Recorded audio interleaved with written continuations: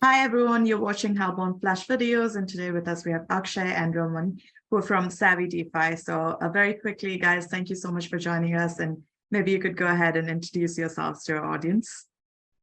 Yeah, absolutely. My name is Roman. I am a recovering ex-banker, a big fan of Bitcoin and DeFi security and decentralization, and I'm the project lead for Savvy. My name is Akshay Gupta. I'm the tech lead. Been in building a tech consultancy for over a decade, and excited that our project is finally on testnet after been building for a year, and got zero high severity issues with Halborn. So very excited to be here. Well, congratulations! Definitely a very exciting phase to be in. So tell us, what is Savvy DeFi all about? So Savvy allows you to borrow in a fundamentally new way against your cryptocurrency. We do it in a way that lets a user borrow against their crypto without getting liquidated. And even cooler, the loan actually can pay for itself off. So we do that through collateralized debt positions using synthetic primitives. That sounds really exciting. Can you go in a layer deeper and tell me how that actually works? Like, what's the process of lending and borrowing on your platform? What does that even look like? To explain the mechanics of the deposits and the yields, we would go through kind of a visualized process. So through Savvy, because we're a collateralized debt position protocol, a user can deposit their crypto into a yield-bearing strategy that allows them to then borrow up to 50% of their collateral in a liquid synthetic token. And the really cool part that makes us very different from other CDPs in the space is that both our collateral and our debt are mirroring each other. So your deposit and your debt are always in kind, and that's why you're never at risk of liquidations. Okay, sounds quite interesting and different. What would you say is like the one differentiating factor that Savvy has from the rest of the DeFi products out there? Well, for one, we will definitely be one of the first, if not the first, protocol to allow you to get leverage on your BTC.B, which is been getting rapidly growing as the most trustless Bitcoin derivative on the Avalanche ecosystem. So you can borrow against it and never worry about losing your BTC underneath. Why build an Avalanche? Was there any consideration you had when you chose the L1 to build on?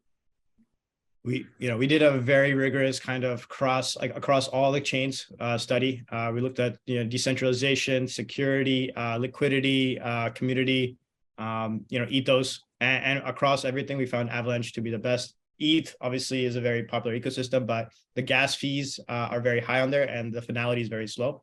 We think Avalanche is a great fit for us. Okay. Another quick question around the lending and borrowing. How do you incentivize your liquidity providers to keep participating? Yeah, absolutely. So when somebody wanted to provide liquidity to the Savvy synthetic liquidity pools, they would be incentivized through emissions of Savvy, the governance token, as well as any potential third-party revenue that comes through the liquidity pool. Okay. All right. So would you guys like to share a little bit about the product roadmap and where in the journey are you guys right now? So we are on testnet. All of our kind of functionality over on our DApp is live on testnet, working smoothly. We're continuing to kind of refine some of the smaller minor UX things, and we're getting ready to do our fair launch next month, which will kind of bootstrap the liquidity for our project, using a liquidity generation event followed by liquidity bootstrapping pool. All right, so next month is... all that in-house. Great. Next month is coming in pretty soon, so times get even more exciting. All right, so as you also mentioned, Halborn, we did a lot of extensive pen tests and auditing with you guys, and you guys found zero high vulnerabilities cited on the report. How did that come about, and what sort of security strategies did you have internally in place to ensure this? Well, the thing is that you guys found that there was zero issues. It's because we internally found many issues after doing many kind of iterations of going back and forth. Like the analogy I give is felt like we were prepping for a final exam. So we, spent many weeks studying day and night, making sure we did well on the exam. And so very happy to see our grade. All right. So, I mean, I'm going to drill you a little bit more on the security strategy in place. I'm pretty sure from the tech perspective, you guys had a lot of steps put in there. So would you like to share some best practices, some tips for also the other builders in the same space? Yeah. So for one, definitely having a high unit test coverage was very important. But then further to that, having strong integration tests. So we have all that kind of laid out in our repo. We're going to make that public when we come out. And further to that, making sure that again on testnet, we stress tested on our level, but we also then open it up to the community to incentivize testnet for further stress testing. So we take security quite seriously. And further to that, because we're connected with so many other kind of DeFi protocols, and not only does our security be have to up to mark, we have to ensure that standard is across all of our partners. So we're also going to be publishing our security's best practices, whether that's including multi-sigs, 24-hour time locks, strong monitoring systems in place, perhaps using like OpenZeppelin Defender or other kind of up and coming tools. Maybe Halborn will be possibly helping us with that as well. No, why not? All right, so let me take a few steps back again. Do you guys want to share the inception story of how you guys created Savvy DeFi? How was it founded to begin with? Yeah, totally. We actually, me and Akshay have a really cool founder story that ties it to this. After I had left my job with JP Morgan and decided to kind of strike out into the entrepreneurial world, I wasn't finding much success at first in what I was trying to do. And I decided to kind of take a step back, and a good friend of mine connected me with this AI tech company, and I was there for a few months, got to meet Akshay on the first day through an AI algorithm that paired us together to just simply chat from like the sales side and the tech side. And we found out that we were both in the same like projects, both had the similar experiences in DeFi. And I just kind of pitched him on this idea of self-repaying loans. And he stress tested me for like a couple of weeks, try to see if this could really work. Then he walked away feeling really convinced that this is something that could exist, and we started building. So it was really cool. That's such a cool story though. And of course, as with every great product, was something you probably spotted in your own scope and surroundings. So why Halborn then? What were your security considerations while you're choosing a cybersecurity partner?